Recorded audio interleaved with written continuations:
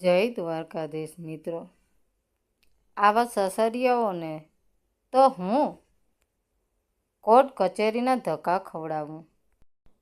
મિત્રો, રાહુલ ખુશી ખુશી ઘરે આવ્યો હતો એ વિચારને કે ચાલો આજે તો મમ્મી અને બહેનની સાથે બેસીને જમીશ અને લગ્ન પહેલાંની જૂની યાદો તાજી કરીશ.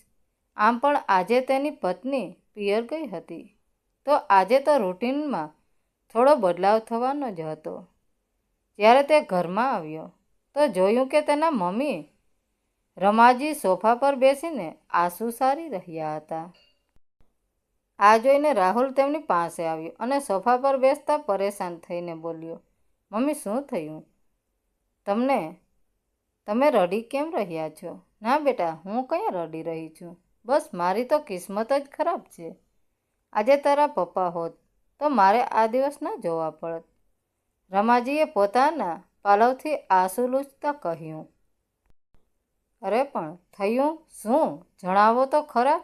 જો આજે વહુ જમવાનું બનાવીને પણ નથી ગઈ, બધું જ અનુશ્રી પર છોડીને જતી રહી. અરે એવી તે શું પિયર જવાની ઉતાવળ હતી કે ઘરના બધા કામનો બોજ પોતાની નણંદ પર નાખીને જતી રહી, અને જતા પહેલાં મને પૂછ્યું પણ નહીં.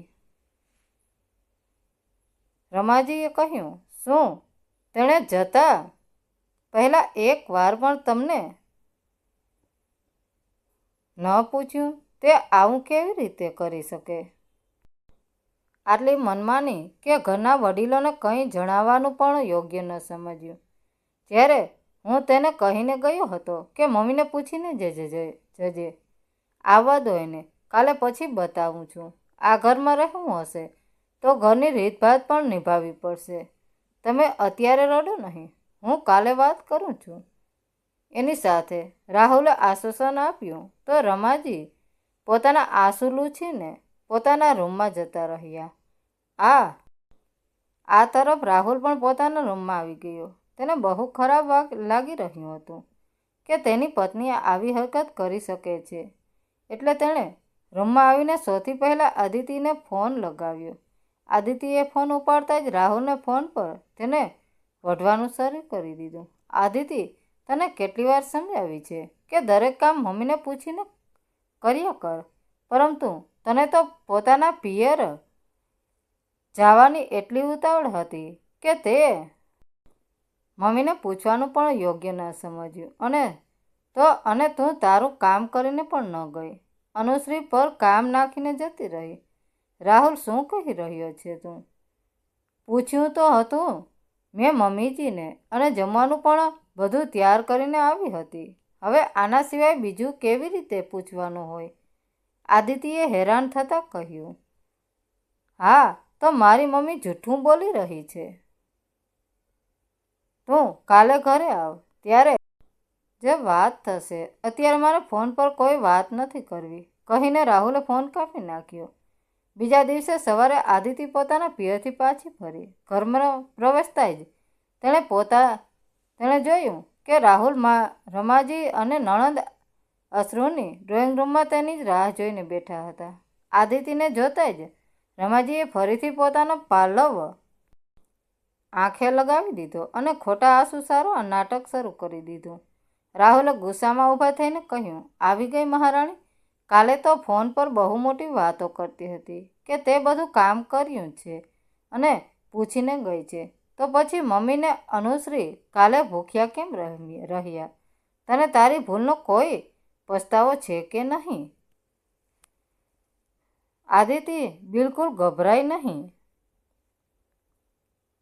તેના ચહેરા પર એક વિચિત્ર શાંતિ હતી. તેણે પોતાની બેગ સોફા પર મૂકી અને રાહુલની બરાબર સામે ઊભી રહી ગઈ. પસ્તાવો મારે નહીં, પણ તમારા પરિવારને થવો જોઈએ. રાહુલ, આદિતિએ શાંત પણ મક્કમ અવાજે કહ્યું. જીભ સાંભળીને વાત કર આદિતિ. તું મારી મમ્મીને ખોટી સાબિત કરવાની કોશિશ ન કર. રાહુલને બૂમ પાડી. હું કોઈ કોશિશ નથી કરી રહી, હું માત્ર સાબિત આપી રહી છું. આદિતિએ પોતાનો મોબાઈલ કાઢ્યો અને એક ઓડિયો રેકોર્ડિંગ પ્લે કર્યું. આખા ઘરમાં આદિતિનો અવાજ ગુંજી ઉઠ્યો. મમ્મીજી, મેં શાક, રોટલી અને દાળ બનાવીને ફ્રીજમાં મૂકી દીધા છે. અનુશ્રી માટે નાસ્તો પણ ડ્રોઈંગ ટેબલ પર કાઢીને રાખ્યો છે. મારા ભાઈ મને લેવા આવી ગયા છે, તો હું જાઉં છું. અને તરત જ સામેથી રમાજીનો સપટસ અને કડક અવાજ સંભળાયો. હા જા, હવે મારું માથું ન ખા. બધું કામ થઈ ગયું હોય તો નીકળ અને સાંભળ, 2 દિવસ પછી જ પાછી આવજે. એ પહેલાં અહીંયા દેખાતી નહીં. ઓડિયો રેકોર્ડિંગ પૂરું થતાં જ રૂમમાં શમશાન જેવી શાંતિ છવાઈ ગઈ. રાહુલના પગ નીચેથી જમીન ખસી ગઈ. તે આઘાતથી ક્યારેક પોતાની મમ્મીને તો ક્યારેક બહેન અનુશ્રીને જોઈ રહ્યો હતો.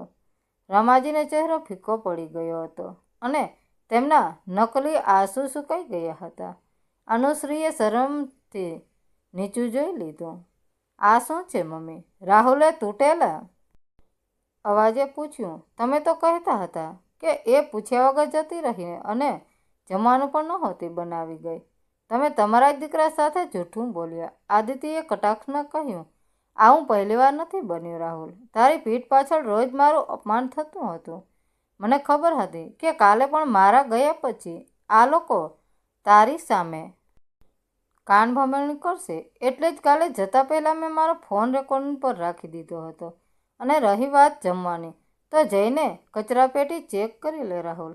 તારા મમ્મી અને બહેને મને ખોટી સાબિત કરવા માટે મારું બનાવેલું તાજું જમવાનું કચરામાં ફેંકી દીધું હશે.